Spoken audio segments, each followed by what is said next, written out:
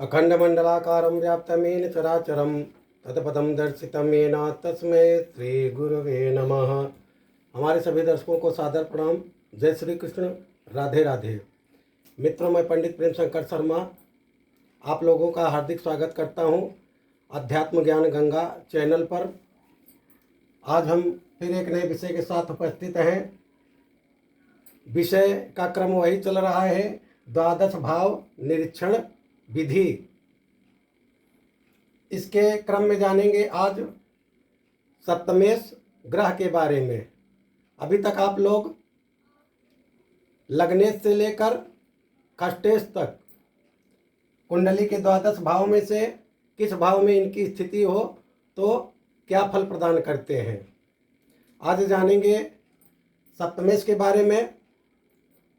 आगे बढ़ने से पहले एक बार आपको हृदय तल की गहराइयों से बहुत बहुत धन्यवाद देता हूं। आप लोगों की वजह से आज हमारा ये चैनल, आपका ये चैनल अध्यात्म ज्ञान गंगा लगभग 900 के ऊपर सब्सक्राइबर तक पहुंच चुका है। इसके लिए आप लोग को हृदय के तल से, गहराइयों से आपको बहुत बहुत धन्यवाद देता हूं। और यदि आप हमारे चैनल पर पहली बार आए हो और चैनल सब्सक्राइब ना किए हो तो अवश्य सब्सक्राइब कर लें, ताकि भविष्य में अपलोड होने वाली वीडियो की सूचना सबसे पहले आप तक पहुंचे। जन्म कुंडली में लग्न भाव, पंचम भाव, नवम भाव की तरह सप्तम भाव का भी बहुत महत्वपूर्ण भूमिका है। इस भाव से जन्म कुंडली, जिसकी जन्म कुंडली है, उसके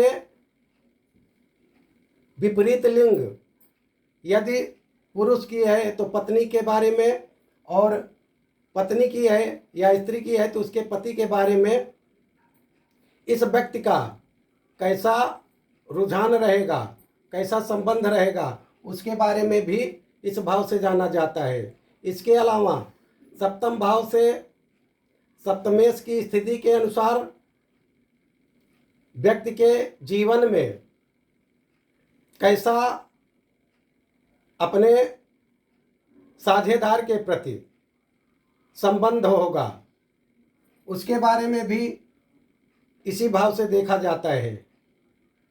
इस भाव का कारक ग्रह शुक्र है। यदि शुक्र ग्रह किसी भी भाव में, द्वादश भाव में से किसी भी एक भाव में स्थित होकर,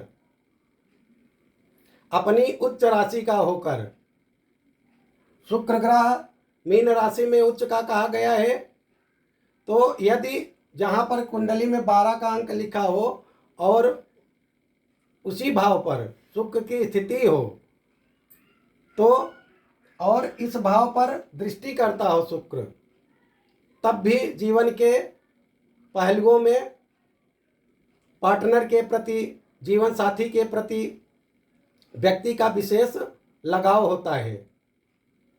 इस भाव को सप्तम भाव के अलावा मारक भाव भी कहते हैं, अनुपचय भाव कहते हैं, केंद्र भाव कहते हैं तथा समभाव भी कहते हैं।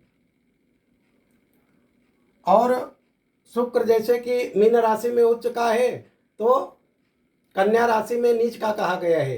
यदि इस भाव में कन्या राशि का होकर शुक्र स्थित है, यानी 6 का अंक लिखा हो, वहाँ पर शुक्र की स्थिति हो, तो व्यक्ति के जीवन में पार्टनर के प्रति, जीवन साथी के प्रति बढ़ोतरी या लगाव करने के बाद प्रेम संबंध आदि के बारे में जो है वृद्धि न करते हुए उसमें कमी प्रदान करता है।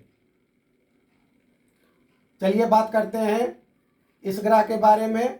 यदि सप्तमेश, यहाँ पर एक राशि समझाने के लिए आपको बताना पड़ेगा, इसलिए 9 का अंक ले लेते हैं।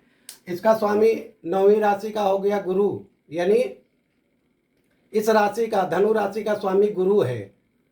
ये उदाहरण कुंडली है। यहाँ पर 1 से लेकर 12 के अंकों तक कोई भी एक राशि स्थित हो और उसका जो स्वामी हो, आप लोग को पता है क्रम से वीडियो देख रहे हैं तो इस भाव का स्वामी यदि लग्न भाव में या प्रथम भाव में हो तो व्यक्ति को क्या फल प्रदान करेगा। कहा गया है कि ऐसा व्यक्ति अन्य स्त्रियों में थोड़ा स्नेह रखने वाला, भोगी तथा अपनी स्त्री में विशेष चित्र रखने वाला और रूपवान कहा गया है। इसके अलावा यदि सप्तमेश द्वितीय भाव में हो तो कहा गया है कि व्यक्ति की स्त्री दुष्ट स्वभाव और पुत्र की इच्छा रखने वाली, स्त्री द्वारा धन लाभ एवं एकांत प्रिय होता है या होती है, ऐसा समझ ले। यदि तृतीय भाव में हो सप्तमेश की स्थिति तो कहा गया है कि ऐसा व्यक्ति आत्मबली, बंधुओं से प्रेम रखने वाला, स्वयं दुखी, यदि पाप ग्रह हो तो स्त्री अन्य से आकर्षित होती है। यदि चतुर्थ भाव में हो सप्तमेश तो कहा गया है कि ऐसा व्यक्ति चंचल स्वभाव वाला और पिता के बैरी से प्रेम रखने वाला, प्रेम संबंध रखने वाला, पिता कटुभाषी, स्त्री का पालन पोषण पिता के घर में विशेष रूप से होता है। यदि सप्तमेश चतुर्थ भाव में हो तो सप्तमेश की स्थिति यदि पंचम भाव में हो तो कहा गया है कि ऐसा व्यक्ति भाग्यवान, पुत्रवान, साहसी, दुष्ट स्वभाव, स्त्री का पालन पुत्र द्वारा होता है। यदि सप्तमेश खष्ट भाव में स्थित हो तो कहा गया है कि ऐसा व्यक्ति स्त्री से वैर रखने वाला, रोगिणी स्त्री वाला, स्त्री संग से क्षय रोगी, यदि पाप ग्रह हो इस भाव में तो कहा गया है कि व्यक्ति को मृत्यु तुल्य कष्ट होता है। यदि सप्तमेश सप्तम भाव में ही स्थित हो तो कहा गया है कि ऐसा व्यक्ति दीर्घायु, सबसे प्रेम करने वाला, निर्मल स्वभाव, तेजस्वी पुरुष होता है, यदि पुरुष की कुंडली में ऐसा योग हो तो।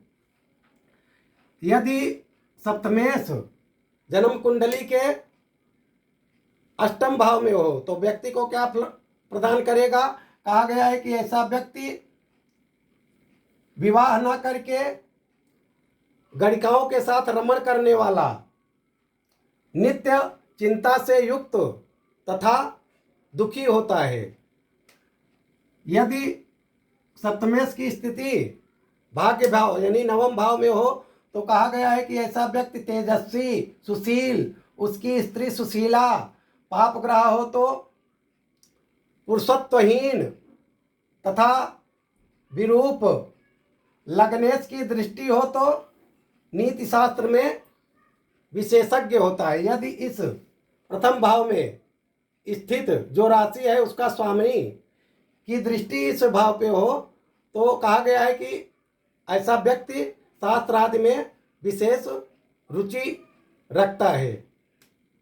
यदि सप्तमेश की स्थिति जन्म कुंडली के दसम भाव कर्म भाव में हो तो कहा गया है कि ऐसा व्यक्ति राज दोष से युक्त, कपट हृदय, पाप ग्रह हो तो दुख से पीड़ित और सदैव शत्रुओं के वश में रहने वाला कहा गया है। यदि सप्तमेश की स्थिति जन्म कुंडली के एकादश भाव यानी आय भाव में हो तो कहा गया है कि